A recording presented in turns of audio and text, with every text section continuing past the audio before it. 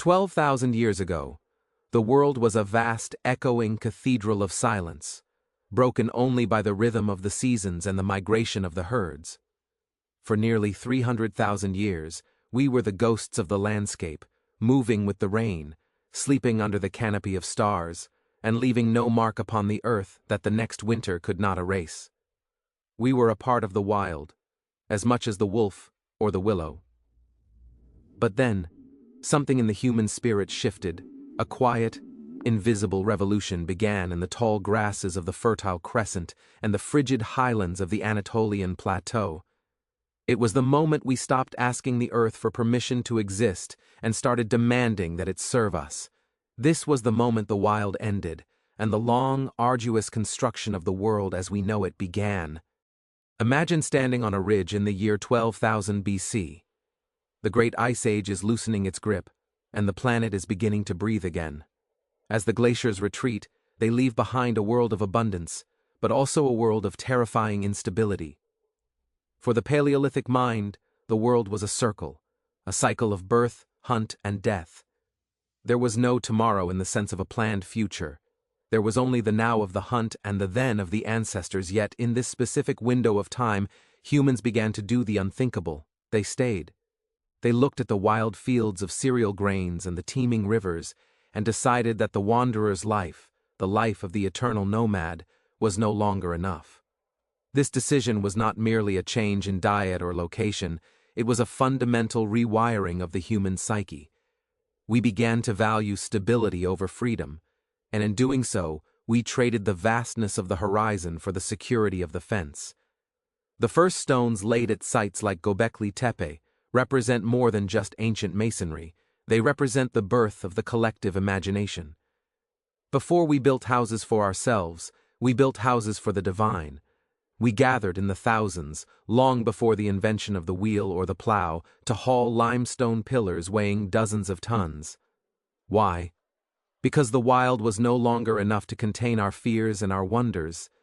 By carving foxes, lions, and scorpions into stone, we were attempting to domesticate the terrors of the night. We were signaling to the universe that we were no longer just inhabitants of nature, we were its architects. This transition from nature to culture is the single most significant event in the human chronicle.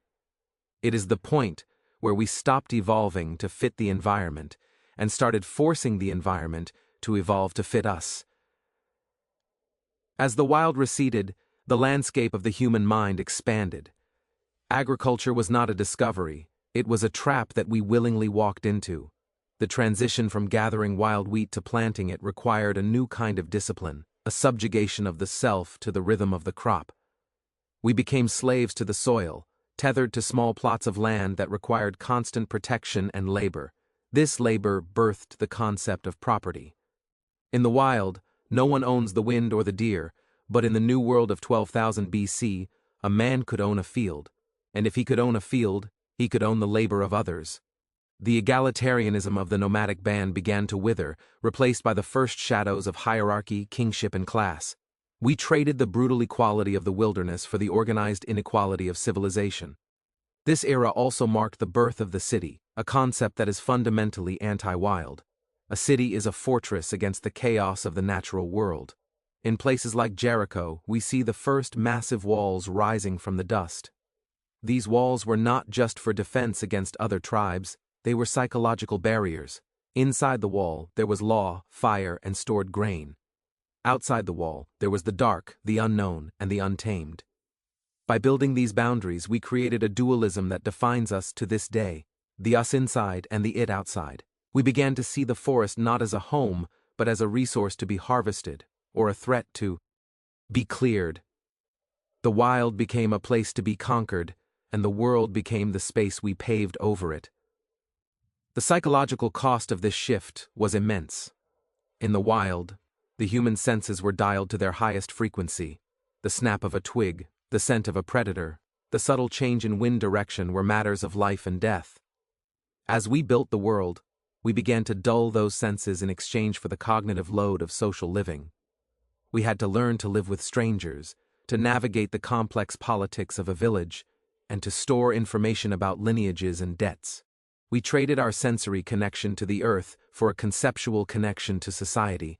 We moved from the physical world into the world of ideas, symbols, and stories.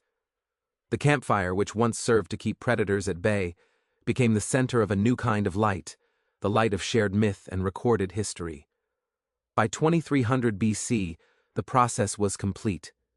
The great empires of Sumer and Akkad had risen from the marshes of Mesopotamia, boasting irrigation systems that redirected the veins of the earth and ziggurats that pierced the sky.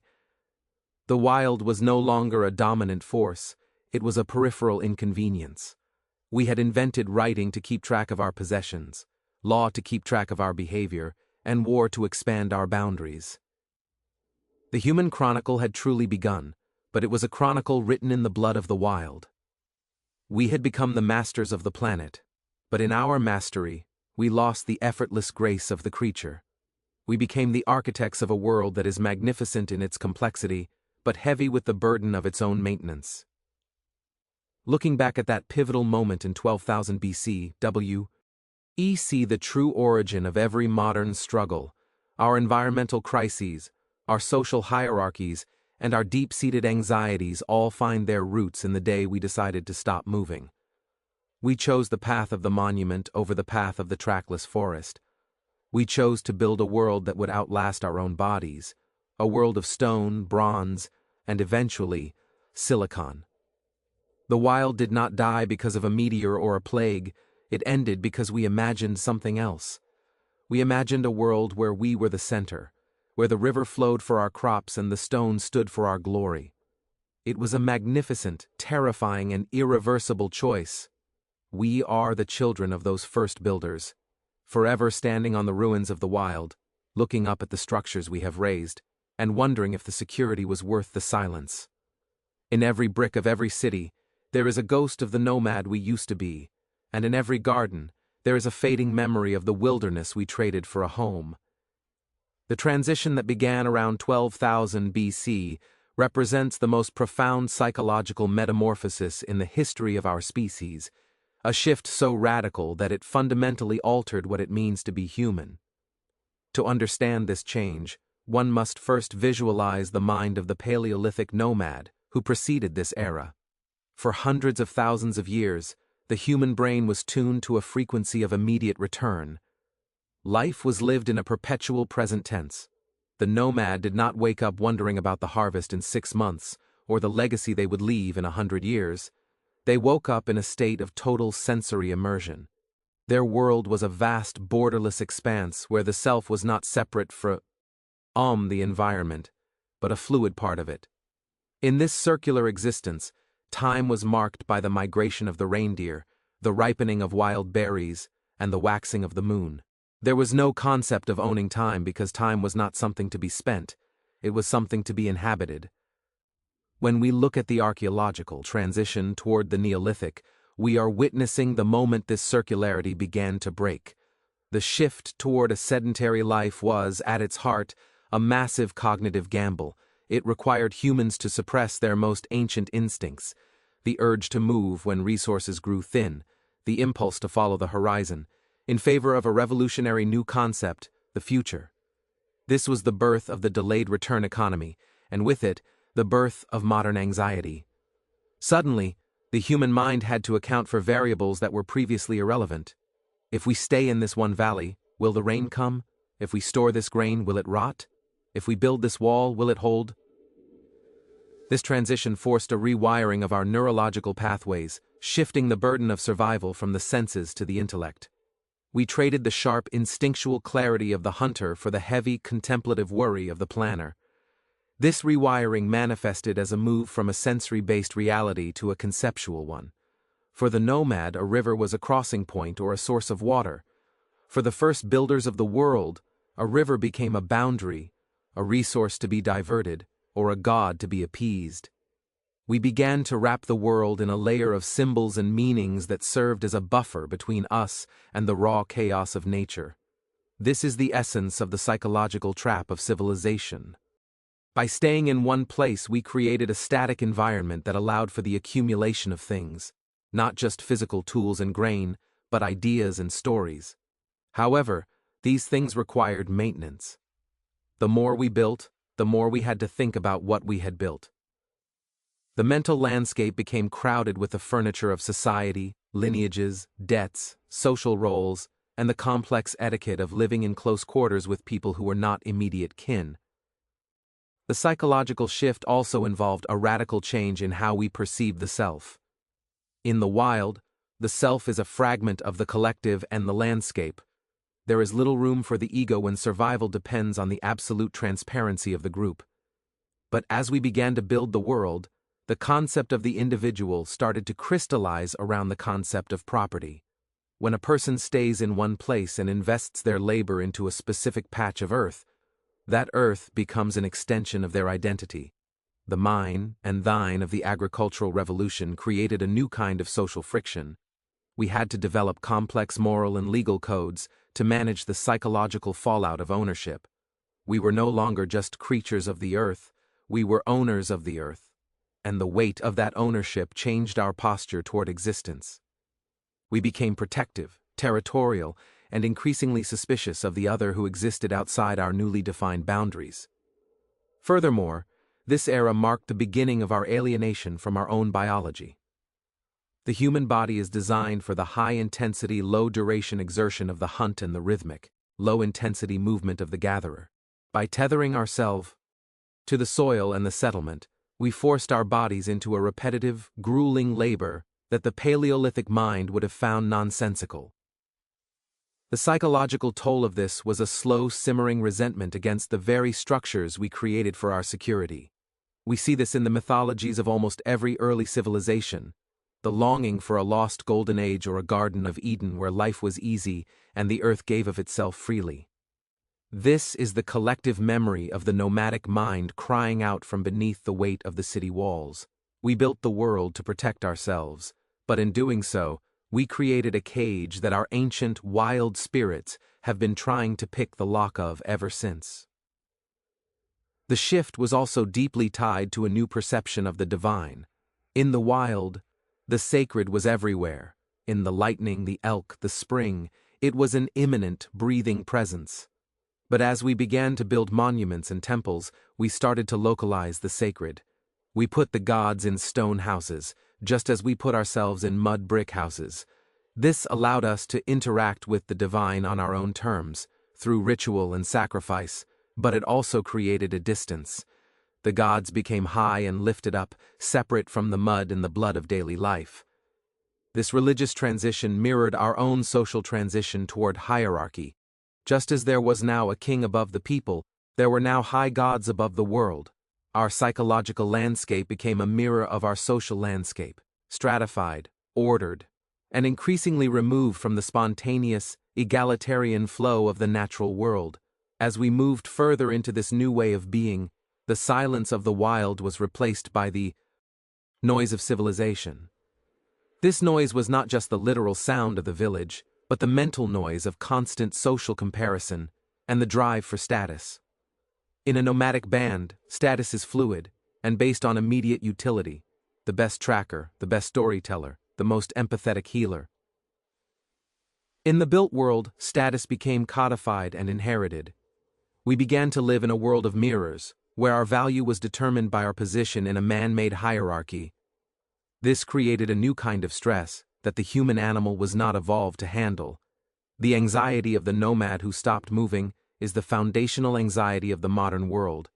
We are hyper-social creatures living in an environment that is increasingly artificial, struggling to reconcile our need for tribal belonging with the cold, impersonal structures of the state and the city. Ultimately, the moment the wild ended in 12,000 BC was the moment we traded being for becoming. The nomad is content to be. The builder is always striving to become. We started a journey toward a horizon that we can never quite reach, because every time we build a new world, we find that the old wild parts of ourselves are still restless within it. We are the architects of a magnificent, complex, and terrifyingly fragile civilization, but we are also the descendants of people who once knew how to listen to the wind and see the sacred in the shadow of a leaf. The tension between these two identities, the builder and the wanderer, is the engine of human history. We continue to build because we have forgotten how to stop, and we continue to dream of the wild because we can never truly leave it behind. Every city we raise is a monument to our ingenuity, but it is also a tombstone for the version of humanity that was once at home in the silence of the earth. The traditional narrative of human history suggests that we first mastered the earth, then the plow, and only then the heavens. We were taught that civilization was a practical response to hunger, that we settled down to farm, and once our bellies were full, we finally had the leisure to invent gods and build temples. But the silent stones of the 12th millennium BC tell a different, far more haunting story. They suggest that the human chronicle did not begin with a quest for bread, but with a hunger for the infinite. Before we ever built a granary, we built a sanctuary. Before we were farmers, we were worshippers. This realization flips the script of our origin story, revealing that the architecture of belief was the true scaffolding upon which the modern world was constructed. The transition from the wild to the city was not led by the merchant or the general, but by the shaman and the architect of the invisible. When we look at a site like Göbekli Tepe, rising from the dusty plains of southeastern Turkey, we are looking at the impossible. Here, thousands of years before the invention of writing, the wheel, or even pottery, hunter-gatherers converged to move limestone pillars weighing up to 20 tons. These were not people with a central government or a specialized labor force. These were people who still lived off the land, following the migrations of gazelles. Yet they possessed a collective willpower that defies our modern understanding of primitive society. They didn't build these massive, T-shaped enclosures to live in. There are no hearths, no trash heaps of daily life, no signs of domesticity. These were cathedrals on the hill, massive stone circles carved with the images of the wild, vultures, scorpions, lions, and foxes, rising like ghosts from the earth. The labor required to build such monuments would have necessitated hundreds of people working in coordination for decades. To do this, they had to invent a new kind of social glue. They had to believe in the same story. This was the birth of the symbolic revolution. In the wild, meaning is inherent in the object. A tree is a tree, a predator is a predator. But at the dawn of civilization, humans began to project meaning onto stone. By carving a predator into a pillar, we were doing something radical. We were trapping the spirit of the wild in a fixed location. We were creating a nexus, a sacred center that stayed still while the rest of the world moved. This psychological anchor changed our relationship with the landscape. For the first time, there was a here that was more important than the everywhere else. This sacred geography provided the incentive to stay. We didn't settle down because we found wheat. We settled down because we had built something we couldn't carry with us. The temple created the village. The need to feed the people who came to worship at the sanctuary likely drove the very first experiments in domesticating wild grains. The spirit paved the way for the stomach. The architecture of belief also served as a mechanism for domesticating the human psyche. The wild is a place of terrifying, unpredictable power. By building stone enclosures, we were creating the first controlled environments. Inside the circle of the pillars, the chaos of the outside world was filtered through ritual and symbol. We were asserting a new kind of authority over the cosmos. The T-shaped pillars themselves are often interpreted as stylized human figures, headless giants with arms folded over their bellies. If this is true, it represents the moment we began to imagine the forces of the universe in our own image. We were no longer just small, trembling creatures hiding from the thunder. We were building giants that could stand up to it. This shift in perspective gave us the hubris, or perhaps the courage, to begin the long process of reshaping the world. We had to believe we were central to the cosmic story before we could justify carving our own story into the face of the planet. As these sacred sites grew in complexity, they birthed the first hierarchies of the mind. To maintain a temple, you need more than just labor. You need a class of people who can interpret the symbols and manage the rituals. This is the origin of the priesthood, the first specialized knowledge workers in human history. They were the keepers of the collective memory, the ones who knew the movements of the stars and the names of the ancestors. This created a new kind of power, not the power of the strongest hunter, but the power of the one who holds the key to the invisible world. The architecture of belief thus laid the groundwork for the architecture of the state. The temple was the laboratory where we tested the concepts of authority, obedience, and social stratification. We learned to bow to the stone gods before we ever learned to bow to the mortal kings. Moreover, these early monuments functioned as the first data storage devices. Before writing, stone was our hard drive. The complex reliefs at sites like Göbekli Tepe or the early shrines of the Levant were not just art, they were a visual language. They encoded the myths, the warnings, and the history of the people. By externalizing our memory into stone, we created a bridge between generations that was far more stable than oral tradition alone. A child could stand before a pillar carved by their great-grandfather and see the same symbols, feel the same awe. This created a sense of deep time and cultural continuity that allowed for the formation of large-scale societies. We were building a collective identity that could survive the death of any single individual. The monument was the first step toward the immortalization of the human chronicle. However, this move toward the monumental also introduced a profound sense of alienation. In the wild, the sacred was a living, breathing thing you encountered in the forest. Once we moved it into a stone temple, it became something over there, something static and distant. We began to separate the sacred from the profane, the temple from the trail. This dualism is the psychological foundation of the modern world. We created a world where some places are holy and others are just resources. By localizing the divine, we inadvertently desanctified the rest of nature. The wild was no longer a temple in itself, it was merely the raw material waiting to be brought into the service of the new stone-bound gods. This was the spiritual price of our progress. We gained a magnificent sense of human destiny, but we lost the effortless everyday communion with the natural world that had sustained us for millennia. Looky back at that pivotal moment in 12,000 BC, we see that we are not the children of the farm, but the children of the shrine. The monuments we built were the first declarations of our independence from nature. They were our way of saying that the human spirit required a house that the wind could not blow down. This drive to build, to symbolize, and to organize around a shared mystery is what truly built the world. From the first limestone pillars of the Neolithic to the skyscrapers of today, we are still engaged in the same project, creating a fixed point of meaning in a world of constant flux. We are a species that cannot live by bread alone. We require the stone, the story, and the sanctuary.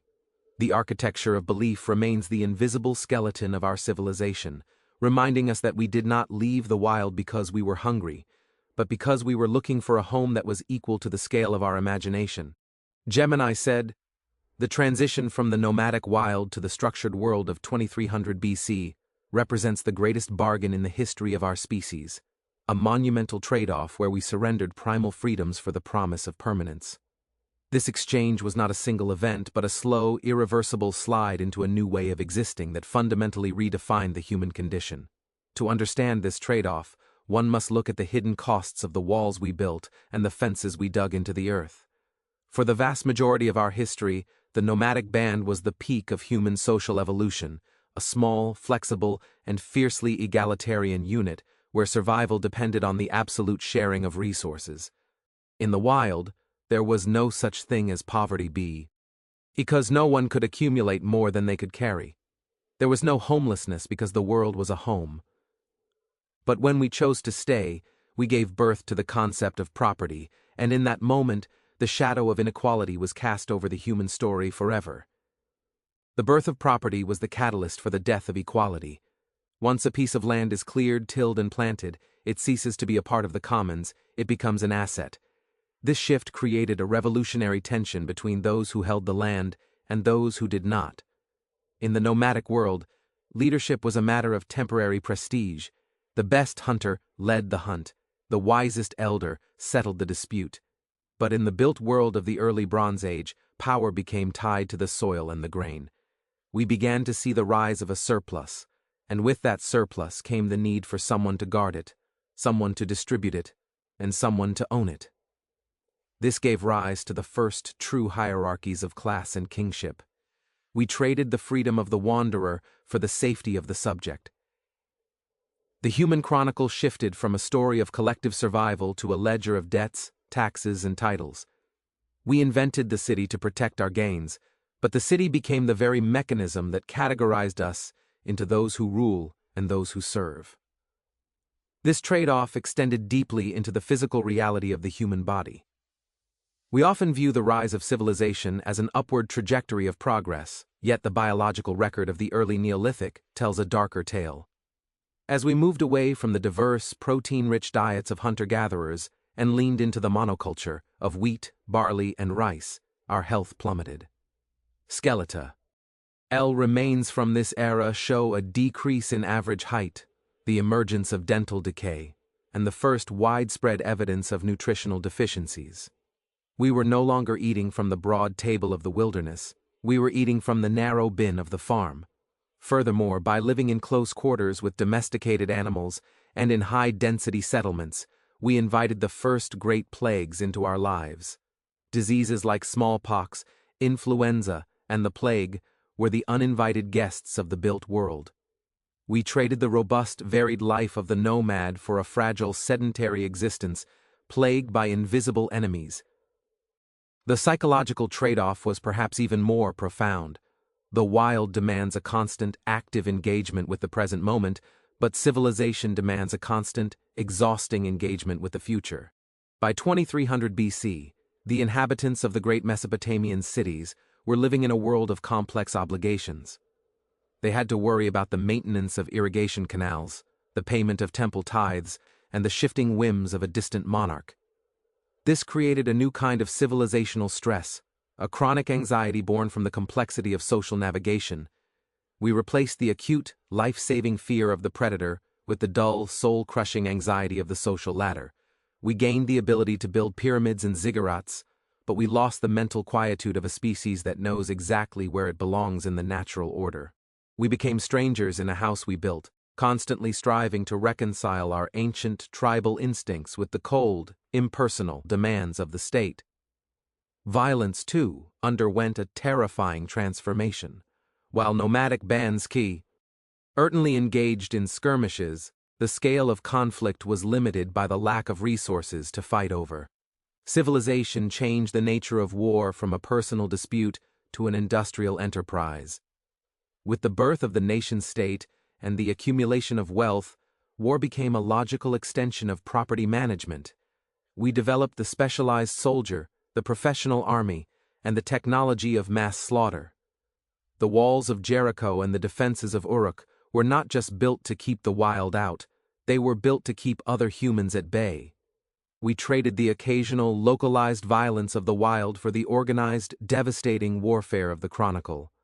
The peace of the wilderness was replaced by the armed peace of the empire, where security was bought at the price of constant vigilance and the loss of countless lives on the altar of expansion. Finally, we must consider the trade-off of the landscape itself. The moment we began to build the world, we began to simplify it. The wild is a chaotic, biodiverse tapestry, civilization is a neat, sterile grid. To feed the rising populations of the first cities, we cleared forests, drained marshes, and redirected the veins of the earth. We began the long process of environmental decoupling that defines our modern era. We stopped seeing the earth as a living mother and started seeing it as a warehouse of raw materials. This shift was necessary to support the millions of lives that civilization made possible, but it left us with a profound sense of ecological loneliness. We are the first species to live in an environment almost entirely of our own making, and in that isolation, we have forgotten how to speak the language of the living world. Every skyscraper and every paved road is a testament to our victory over the wild, but also a monument to what we have lost.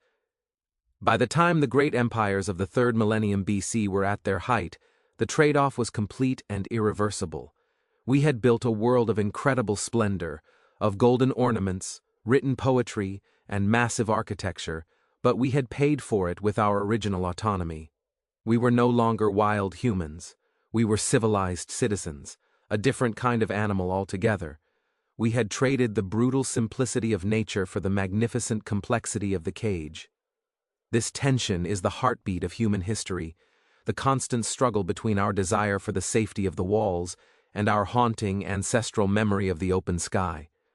We are the beneficiaries of this grand bargain, living in the comfort and technology it provided. Yet we carry within us the restless ghost of the nomad, forever wondering if the price we paid for the world was too high, and if the wild we left behind was the only place we were ever truly free. The journey from the silence of 12,000 BC to the towering ziggurats of 2300 BC is the story of how we stopped being part of the world and started being its masters. We didn't just build cities, we built a new kind of human existence, trading the instinctual freedom of the nomad for the complex security of the citizen. We moved from the circular rhythm of nature into the relentless, linear march of history, forever tethers to the soil we tilled and the gods we housed in stone. This grand transformation was not merely a change in how we lived, but in why we lived, shifting our focus from the immediate present to an eternal, constructed future. Yet, as we look back across the thousands of years of the human chronicle, we realize that the wild never truly left us. It simply moved indoors, becoming the restless spirit that drives our ambition and our art. We are a species defined by this eternal tension, the architects of a magnificent, structured world who still carry the heartbeat of the wilderness within. Every stone we lay and every boundary we draw is an attempt to reconcile that ancient, wandering soul with the permanence of civilization. We have built a world of wonders, and in doing so, we have written the most daring chapter of our story, proving that while we may have ended the wild will forever endure in the imagination of those who built the world. And so we continue to build, forever standing on the ruins of the wilderness, seeking a home to can finally hold both the master and the nomad.